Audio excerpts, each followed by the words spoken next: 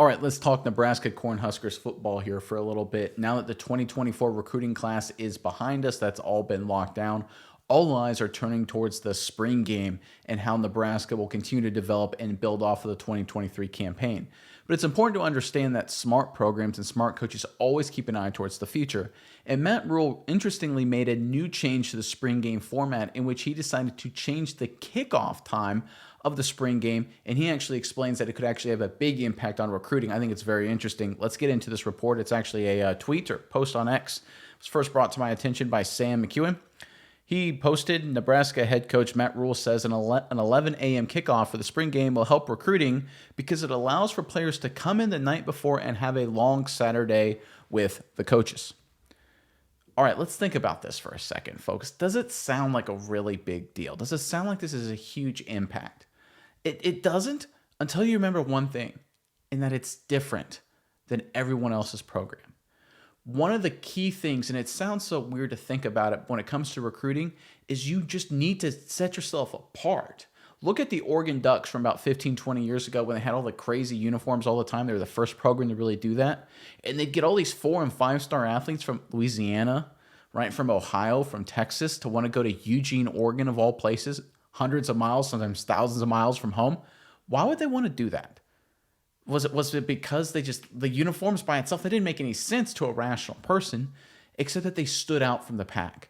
All the other programs, they all looked the same. They all had the same approach. And the spring game is a massive recruiting event for every big-time program. It's just the way it is. So what can you do to potentially stand out in the spring game? How about this? How about you make the recruiting schedule completely different than all the other programs? You make the spring game earlier. You give all these young recruits a chance to spend more time with the coaches. Now, look, I played college football, D1 AA, FCS, small time. But the reality is after the spring game, all the players go their separate ways. It's usually kind of a big family and friends event. So after the game, you want to go spend time with your family and friends. A lot of the recruits then are open to spend time with their coaches. And that's something that gets missed by a lot of other programs. People don't understand that, is that a lot of times, but if the spring game's later in the afternoon or early evening, by the time everyone gets showered and cleaned up and the game gets evaluated, it's later in the evening. The coaches don't have time to spend any time with the recruits that came to watch the team play, watch the spring game, and see if Nebraska's where they wanted to go. But Nebraska's changing that. Matt Rhule has changed that. We're going to move the spring game back 3 hours to 11 o'clock in the morning. What does that do? It gives you that time to spend with those recruits, and it sets you apart from the rest of the pack. Again, it doesn't sound like a whole lot. And in all actuality, I don't know how much impact it will overall have, but all it takes is just a little something to put some of these 16, 17-year-old, 18-year-olds' minds. It's like, Nebraska's different. Matt Rhule's different. They think differently. They do things different. It's got a different energy. It's got a different vibe. And sometimes that's all you need. Right? If you're winning national titles, if you're Alabama, if you're Georgia, you don't need to do anything different just because you're winning so much, you're going to get quality recruits. Nebraska, they have to think differently and do things differently. They have to upset the apple cart. They have to shake things up. While they are a traditional blue blood program, I think honestly, one of the more underrated programs of all time. If you go back to their heydays under Tom Osborne, I think they're the most dominant program in college football history, personally. But, they've had some rough years these past couple of years, obviously. So how do you change that mindset? You stand out differently. You do things unique. You beat Oregon with the cool, different uniforms, right? You set yourself apart from the herd in terms of all your recruiting competition. And so you have all these recruits come in for the spring game, right? And they sit there and says, Nebraska was different. I watched the game. Then after that, I hung out with my recruiting coach for 3 hours. He took all of us out to dinner. We walked around campus, had a great time, really fit in, really enjoyed it.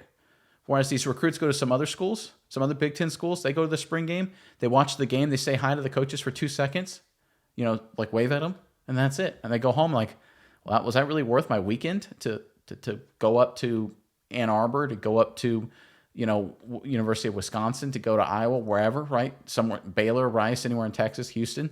Was that really worth my weekend? College Station, Austin, to really go and just, sit there and just get a quick wave from the coaches? Was that really worth it? Well, nice recruit, that's not going to look good for them, right? But you go to Nebraska. Whoa, after the game, you spent 2 hours with your recruiting coordinator. You got another walk around campus. You met some of the players. Hey, suddenly that's a different vibe. It's a different energy. And that's what Nebraska needs to accelerate its recruiting. We know they've gotten some big names. Of course, Dylan Rhule is going to be a superstar. They've had a solid recruiting class overall.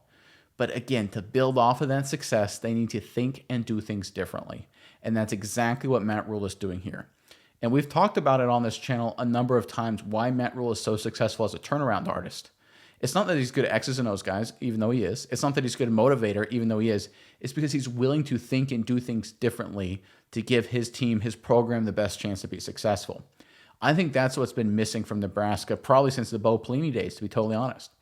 I think they've been just trying to throw crap at the wall and see what sticks and just keep doing the same things that everyone else is doing. They're thinking, well, you know, the mindset of some of these coaches, like, well, we should be better than Wisconsin, so let's just keep acting like Wisconsin and Iowa, and we should be better than those guys, or certainly at least as good, and it obviously hasn't worked.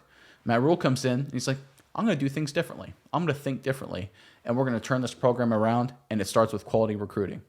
Again, moves like this, they don't make the headlines. They kind of slide under the radar, but it adds up over time. And before long, all you need is just a little bit of a recruiting bubble, right? You get a little bit more talent in there, and then you get that whole flywheel going. It's a compound effect, right? You get good recruits in, you get better recruits in, you play better, you get better recruits in, you play better, and before long, you're back to competing for college football playoff appearances, back to competing for national titles again.